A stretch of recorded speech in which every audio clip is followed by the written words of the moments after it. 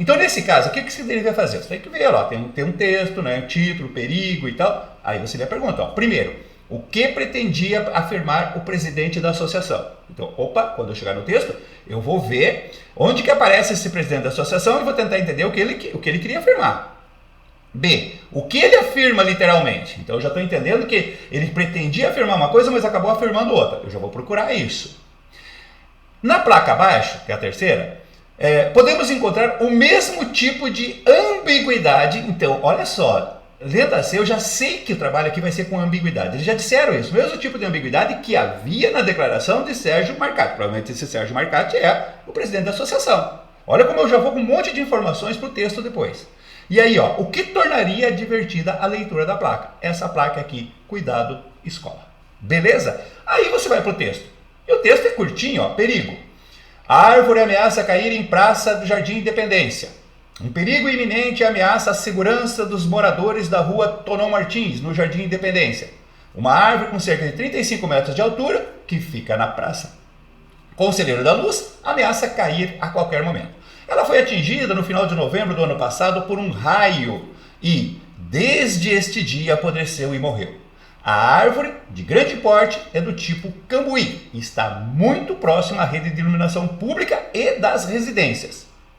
O perigo são as crianças que brincam no local. Você vê que está entre aspas, né? Então está citando aqui. Diz Sérgio Marcati, presidente da Associação do Bairro. Opa, aqui, né? Ó, o que ele pretendia afirmar? O que ele realmente afirma, tá? E aí você já sabe que tem uma ambiguidade no que ele afirmou. Então, ele pretendia afirmar uma coisa, acabou afirmando outra. E aí estou dizendo, isso é uma ambiguidade. Gente, antes de eu te passar a resposta, ou as respostas, vamos brincar de professor? Olha só. Dá uma olhadinha, deixa eu colocar aqui, nessa resposta para o item A.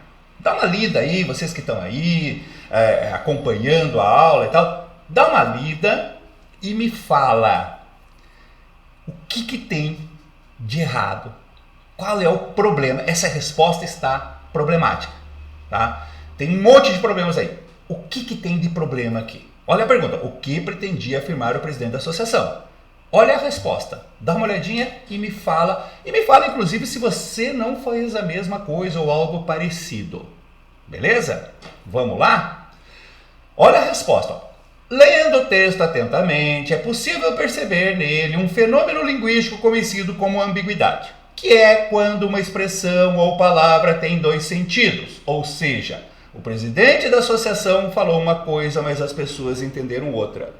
Gente, para que isso? Alguém perguntou o que é ambiguidade? Veja, respondeu uma coisa que não foi perguntada. Ninguém perguntou o que é ambiguidade. Nossa, professor, mas está tão bem elaborada, a resposta está bonita e tal, né? Não é para ficar bonita, é para ficar clara, é para ficar objetiva, é para ficar direta. Não há objetividade, não há clareza, não está respondido o que foi perguntado. O que pretendia afirmar o presidente da associação? Aí ele explica o que é ambiguidade. Né? Por que ocorreu a ambiguidade? Ele queria falar uma coisa e disse outra. Ah, mas ninguém perguntou isso. Ah, mas tem no final, ó. Não são as crianças que apresentam perigo, e sim a árvore que ameaça cair. Peraí. Tá certo isso? Tá? Você entendeu o texto? Claro que não é a criança que apresenta perigo. É a árvore que ameaça cair, que é o perigo. Mas cadê a resposta, gente? Cadê a resposta? Não respondeu, ó. O que pretendia afirmar o presidente? Não respondeu a pergunta. Isso é muito comum, gente. Mas é muito comum. O aluno acha que respondeu, mas não respondeu. Vamos ver a letra B? Depois a gente vai para a resposta adequada aí. Olha a letra B, ó. O que ele afirma literalmente? Conforme explicado no item A, o presidente da associação não conseguiu expressar o que pretendia. Isso já foi dito no item A. Acabou colocando a culpa nas crianças pela árvore que ameaça cair. Olha para isso aqui e fala para mim. Tá correto isso? Tá certo isso aqui? Pensa, né? Essa resposta é adequada? Veja, o que ele afirma literalmente. Não respondeu a pergunta novamente. E outra coisa, ó. o que pretendia e acabou, não conseguiu dizer o que pretendia, e acabou colocando a culpa nas crianças pela árvore que ameaça cair. Foi isso realmente que ele disse? Literalmente? Que a culpa é das crianças pela árvore que ameaça cair? Está percebendo o que eu estou falando? Isso aqui, essas duas respostas seriam zeradas, totalmente erradas. Tá? Porque às vezes tem apenas uma parte de problema e tal, e aceita-se, mas aqui não, aqui seria zerado. Mas não acabou, tem mais uma ainda. Ó, a terceira pergunta, né? Na placa abaixo podemos encontrar o mesmo tipo de ambiguidade que havia na declaração. Ou seja, para você responder isso, você tinha que ter entendido a ambiguidade acima. Tá? Agora a pergunta, o que tornaria divertida a leitura da placa? Dá uma olhada na resposta, pelo amor de Deus, olha essa resposta aí. Sim. Mas sim o quê? Sim o quê? A pergunta é, o que tornaria divertida a leitura da placa? Aí ele começa, sim. Gente, não tem sentido esse sim aí.